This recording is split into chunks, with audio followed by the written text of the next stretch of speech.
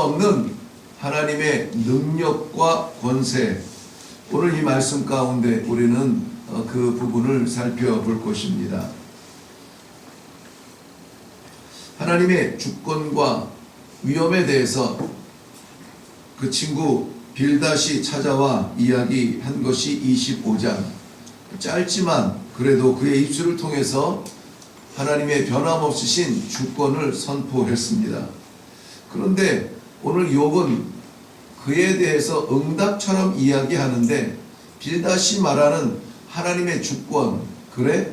그 주권을 알기나 하느냐 하면서 욥이 자신이 믿고 자신이 알고 자신이 체험한 하나님의 주권과 능력을 조금 더 구체적으로 설명하는 것입니다.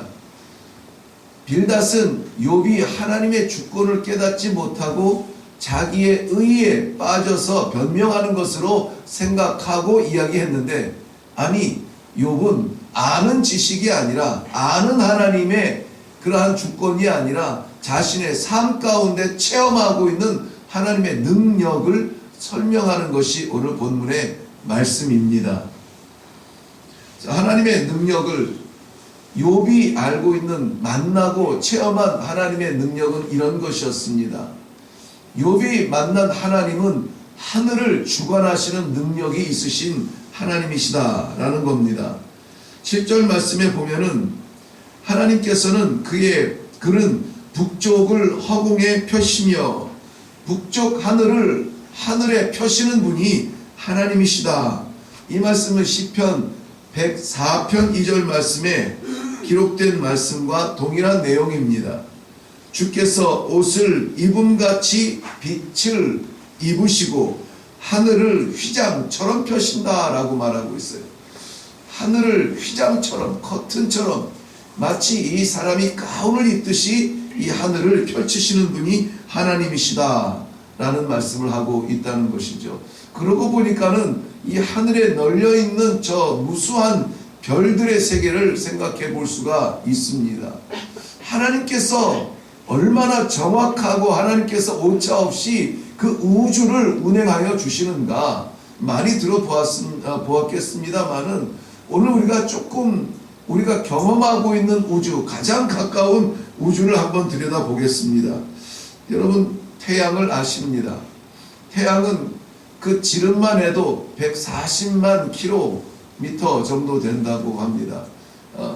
이것은 과학자들의 이야기입니다. 140만 킬로. 지구를 한 바퀴 도는데 4만 킬로 정도 됩니다. 그러니 그 지름이 140만 킬로라면은 얼마나 태양이 위대하고 큰지 알 수가 있습니다. 그 태양의 열기, 뜨거움이 어느 정도 되냐면 그 표면 온도만 추측컨대 5천만 도에서 약 200만 도 정도 된다고 합니다. 가늠할 수 없는 온도죠. 그런데 이것은 표면일 뿐이고 그 안에 정말 그 열을 발산하고 있는 핵은 약 1억 5천만 도 정도가 된다고 합니다. 우리 대한민국이 40도를 경험해 본 적이 있나요? 35도가 되면은 아마 헉헉대고 40도가 아마 경이적일 것입니다.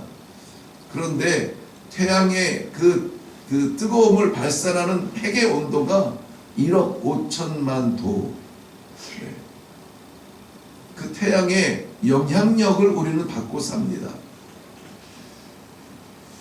그 열을 막아주시는 하나님 한번 상상해 보셨나요? 그 태양이 조금만 1도만 우리가 태양을 가까이 가도 우리는 지구는 타서 없어져 버린다고 말을 합니다. 그런데 그것을 지켜주고 계시는 거예요. 지켜주고 계시는데 그 열을 막아주시는데 그 모든 혜택은 우리가 받고 살고 있다는 것입니다. 이것이 하늘에 펼쳐져 있는 그저 두 점을 저는 이야기한 겁니다. 태양이라는 점과 지구라고 하는 점. 저 우주에는 먼지처럼 흩어져 있는 그러한 행성들, 지금 이 점들이 널려져 있습니다. 그것들을 하나님께서 그저 커튼을 펼치듯이 펼치고 계신다는 거예요. 그 광활한 헤아릴 수 없는 우주를 펼치시는 그 하늘의 하나님을 이 욥은 체험하고 있다는 것입니다. 저는 이 욥이 오늘 이야기하는 하늘의 우주를 펼치시고 운행하시는 하나님을 천문학자의 관점에서 이야기하는 것은 아니라고 봅니다. 그 하나님을 믿는 한 사람으로서의 하나님을 만나고 있는 거예요. 그 하나님을 만나고 살아가는 신앙인으로서 하나님을 고백하고 있는 겁니다. 우리가 살아갈 이 한 해에, 우리가 살아갈 이 하루에 하늘을 여시는 그 하나님의 광대하심과 운행하시는 하나님을 믿느냐고 물어보고 있는 것입니다.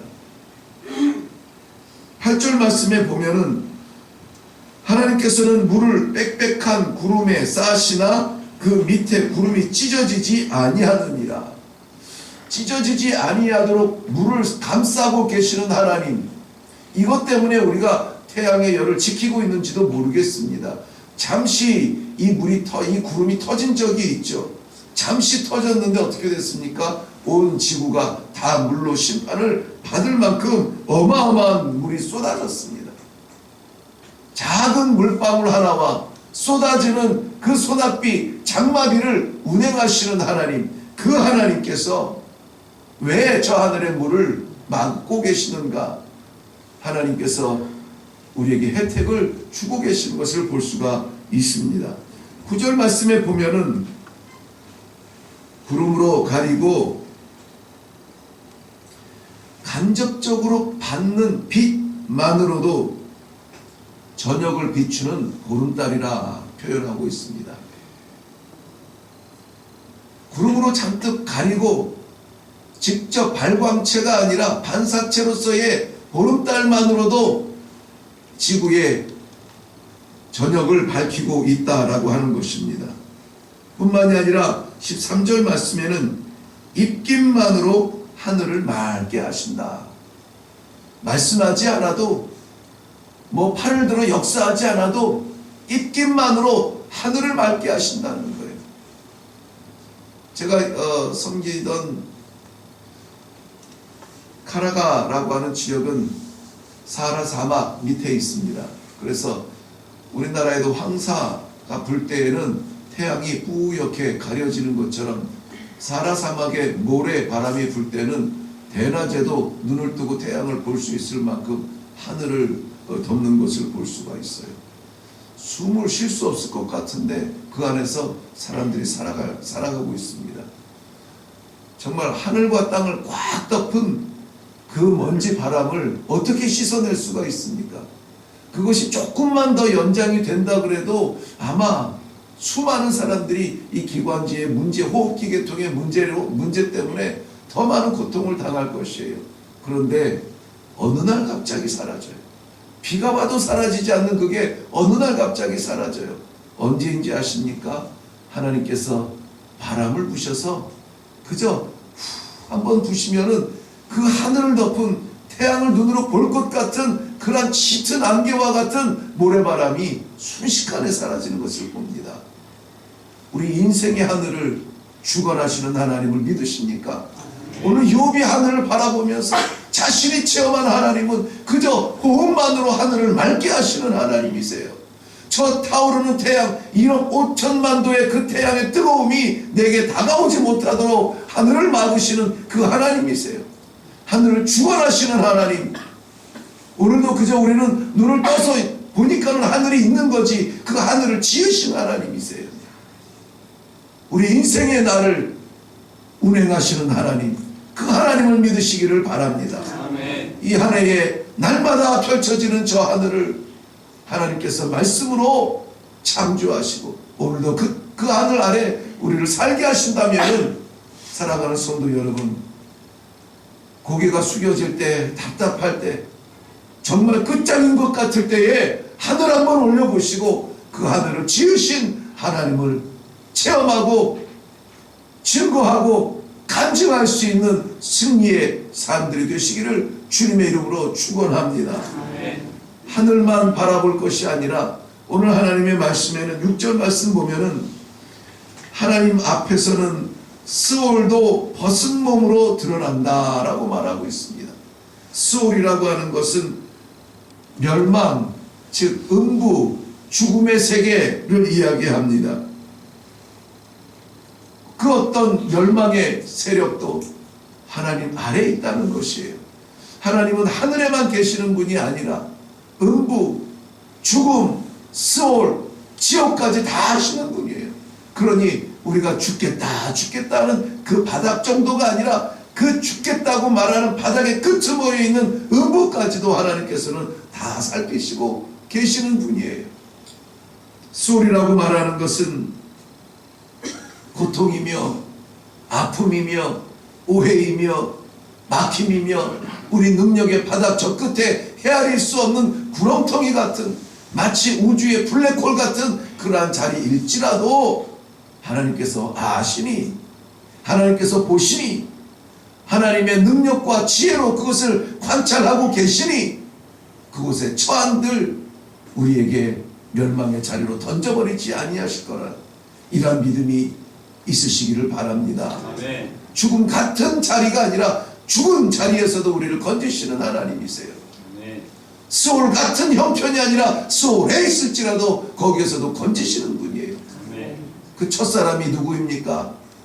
예수 그리스도께서 음부에 내려가셨다가 올라오시는 그 능력은 우리가 그 뒤를 따라갈 때에 이루어질 줄로 믿습니다. 네. 주님 붙들고 계시면요, 스올 같은 자리가 아니라 스올에 계셔도 하나님께서 건져 주실 줄로 믿습니다. 네. 우리가 만나는 죽을 것 같은 문제는 문제도 아니에요. 아니, 입김으로 하늘을 맑게 하시는 하나님께서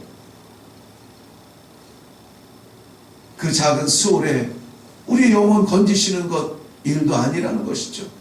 사랑하는 성도 여러분, 안개와 같은 한 해가 시작이 되지만 분명한 것은 하나님과 함께 걷는 길이라면, 하나님의 능력과 하나님의 지혜가 나를 동행하는 그러한 길이라면 우리는 찬송으로 이 한 해를 살아갈 수 있을 줄로 믿습니다.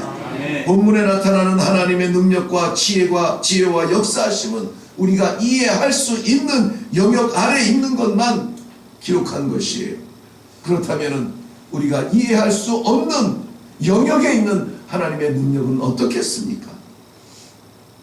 오늘 14절 말씀에 이렇게 하늘과 음부에 있는 하나님의 능력을 다 이야기하고도 이것은 단편과 같다 그랬어요.